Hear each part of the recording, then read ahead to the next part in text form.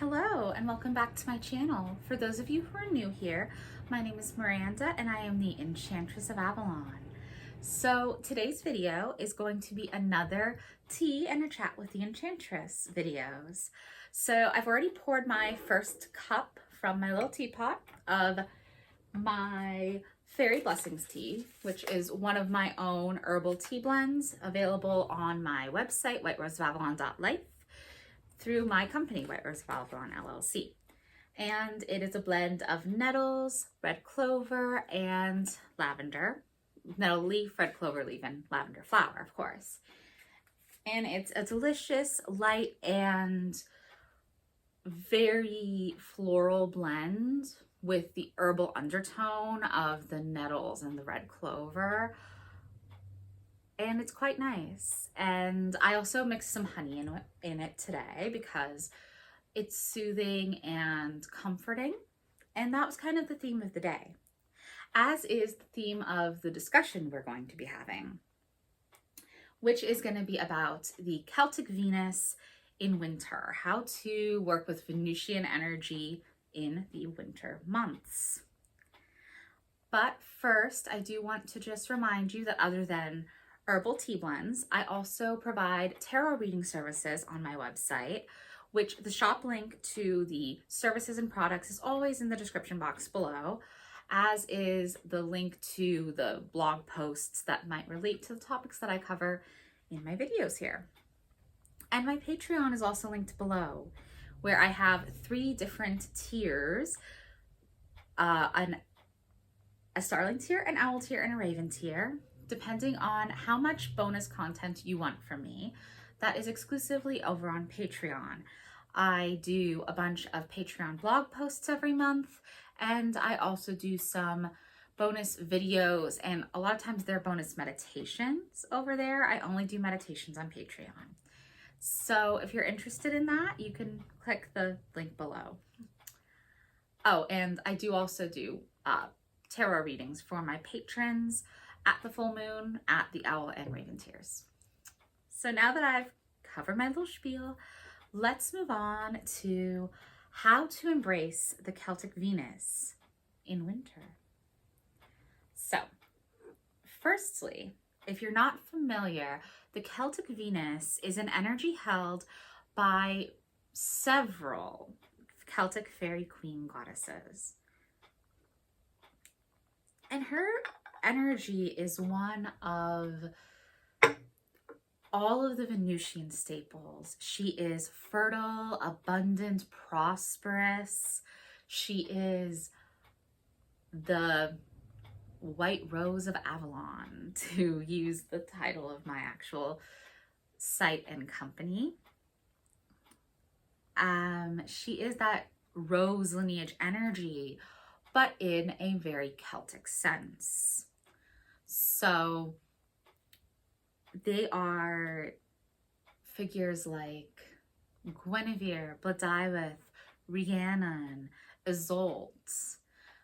In Ireland, Maeve and Anya also fit this energy.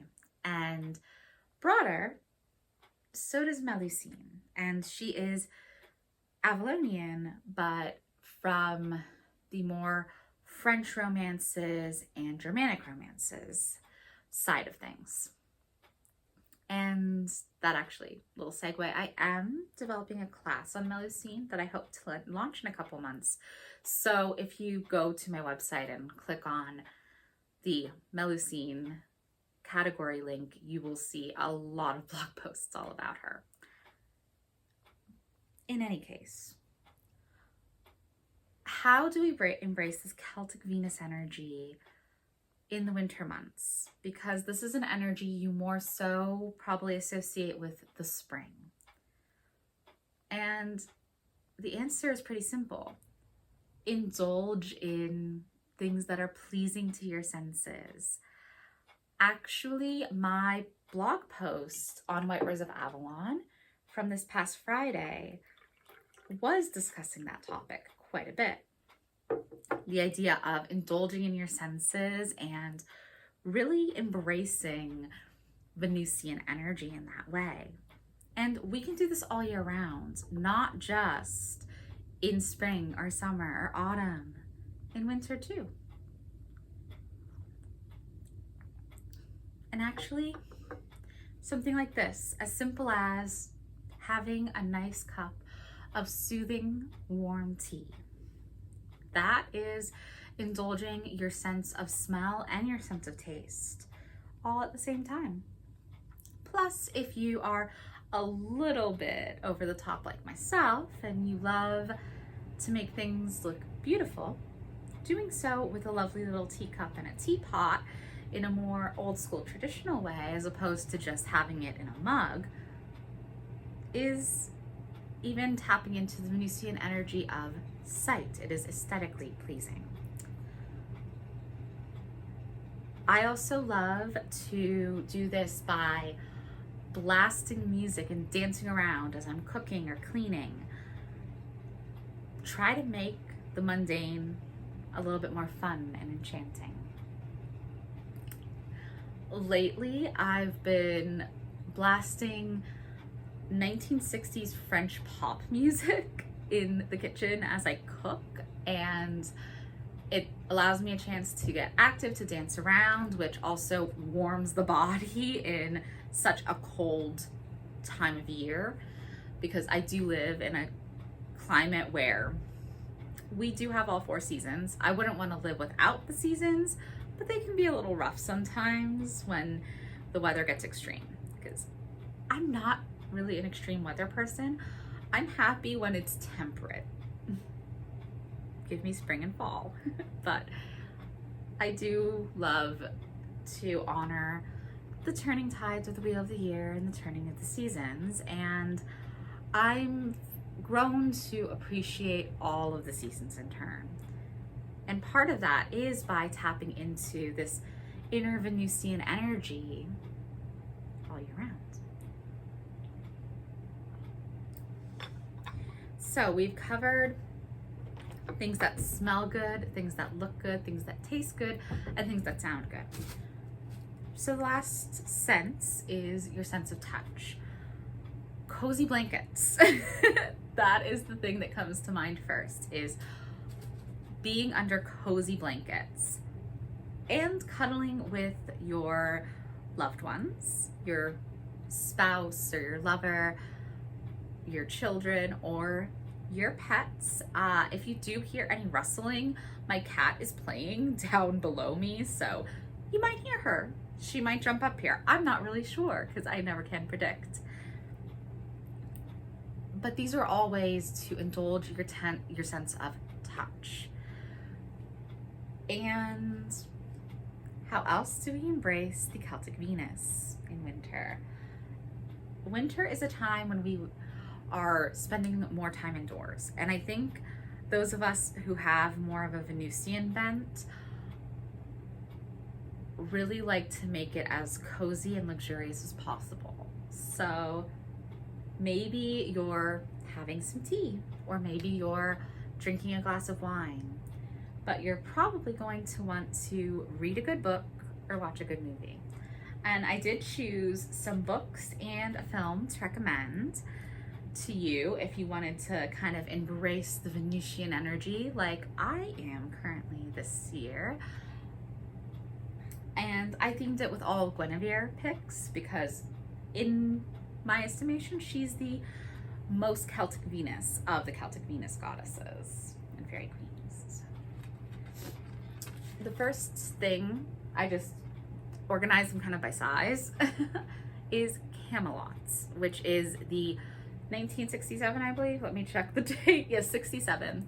The 1967 film version of the Broadway musical by Lerner and Loewe. And I adore this movie so much. I watch it pretty often. It is long. It's right around 3 hours, maybe slightly over, but it's worth it. It's very pretty and very enjoyable. The music is great. I love The Lusty Month of May. It's such a fun song, and it's a very, very Guinevere song. As Guinevere is in her most May Queen energy when that song comes into play. And as a bonus, the opening scene has Vanessa Redgrave as Guinevere. She's the one playing Guinevere in this. She's on the back cover, as you can see. She enters into the journey coming into Camelot during the winter. She's coming to Camelot from her home to marry Arthur. And it is snowing, and there's this beautiful sequence of them meeting for the first time in this woodland full of snow. And to me, that is the Celtic Venus in winter, full of this very, you know, big fluffy coats to protect her from the elements, but also still enjoying the world around her. Because Venusian energy is energy of pleasure.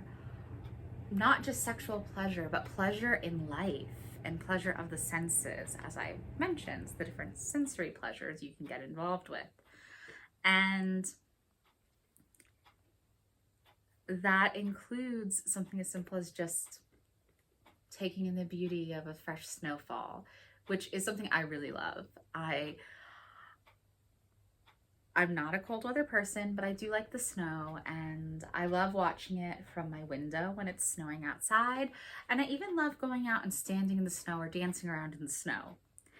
As long as I don't have to actually travel in snow, I like playing in the snow. So that scene definitely reminds me of that.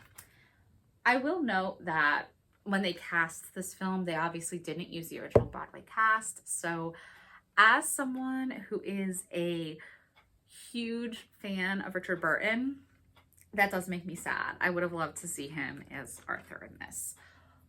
Not that Richard Harris doesn't do a fantastic job, because he does, but knowing Richard Burton was the original makes me really wish. And Julie Andrews originated Guinevere on Broadway. But I get that in 1967, Julie Andrews in this, it wasn't going to happen. She was so busy at the time. And Vanessa Redgrave does a fantastic job. And she's a little bit, from what I've heard, obviously haven't been able to see what their performance would have been, because I don't think there's a full recording in existence of the original Camelot musical. I have listened to the soundtrack many times from the original musical on Broadway, but I don't think there's a recording of the original anywhere. If you know of it existing, then I could find it. Please let me know in the comments, but I don't know of it existing, that they ever filmed the original Broadway cast. But from what I've heard, Vanessa Redgrave does have this more flirty, fun energy to Guinevere, where Julie Andrews was more regal in her portrayal. So they did do something slightly different. But again, I don't know for certain, because I haven't had the pleasure of seeing the original stage musical with the original cast. As for books, I have Once and Future Queen, Guinevere in Arthurian Legends by Nicole Evelina. And this is my favorite nonfiction book on Guinevere. It takes essentially all of Guinevere's legends throughout time and analyzes how her mythos has evolved. And it's really well done, beautifully written, and there's so much love for Guinevere in here that it makes me very, very happy. But I will note that we don't really have a traditional, like, this is a book just about Guinevere in a magical sense. Wish we did, but we don't. But we do have some great sources like this. Then we have, also by Nicole Evelina, the Guinevere's Tale trilogy, if you're in the mood for novels. These are 3 novels. I just have them bound in one copy, but you can get them separate as well if you prefer. Or ebooks. They all are available as ebooks. And this is her reinterpretation of the Arthurian legends, centering on Guinevere. And yes, there are several authors that have done this. centering on one of the females in the Arthurian legends and casting out the story in that way. And there are some that are better than others. Sorry, getting tongue-tied. There are some that are better than others. I do truly enjoy this because this is from someone who really, truly adores Guinevere, and you can tell. The title of each of the books, by the way, are Daughter of Destiny, Camelot's Queen, and Mistress of Legend, if you wanted to buy them separately. So, yeah. Very beautiful. And the other one is, again, story of reinterpreting Guinevere for the Arthurian legends. It's Queen of Camelot, and this is combining two novels, but they're relatively short novels, but these pages are also have text that is very small, so there's actually a lot more in here than it looks like. And the page count even totals out at 623 pages, so each of the novels is about 300 pages. And it is Guinevere, the Child Queen, and the High Queen. So it's those two tales by Nancy Mackenzie that make up this volume. I was so glad to be able to get the secondhand as a hardcover copy too, because I do love a good hardcover book, and it's just beautiful. The story is well written, and it's very much,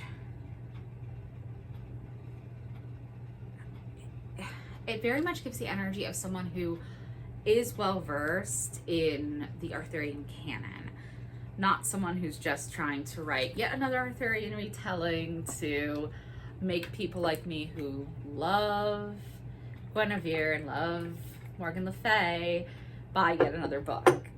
Because some do have that energy of, oh, this is kind of a cash grab. This to me doesn't feel like that. It's a really beautifully done book. But I haven't read either of these in a while, but I do remember loving them when I read them. Other than that, you can also look into watching anything of a medieval bent to get into this energy of the Celtic Venus, because I feel that medieval themed things are very Celtic Venus centric. Because when we think of Venusian energy in more of the Greco-Roman sense, we tend to think of ancient history. But when you think of Venusian energy in the more Celtic sense, at least I think of the medieval period, because most of these tellings of these tales were originally written during the medieval period, and they were also just originally portrayed that way as time went on. It was just, we're going to portray this story as a medieval story, even if it technically happened pre the medieval period. So any other Arthurian telling is also a great choice. Excalibur is probably the most iconic Arthurian film of all time, and Guinevere and Morgana play pretty big roles in there, but it covers the whole of the Arthuriad, and again, it's like 3 hours long. Well done though, very well done. I mean, Helen Mirren plays Morgan Le Fay, enough said. In any case, I think that has brought this little chat about the Celtic Venus and how to embrace Venusian energy in winter to a close. I do hope you've enjoyed. If you have, please do like, comment, subscribe, and check out my website for even more content, and maybe get a tarot reading or an herbal tea blend while you're there. Have a wonderful day, everyone. Bye now.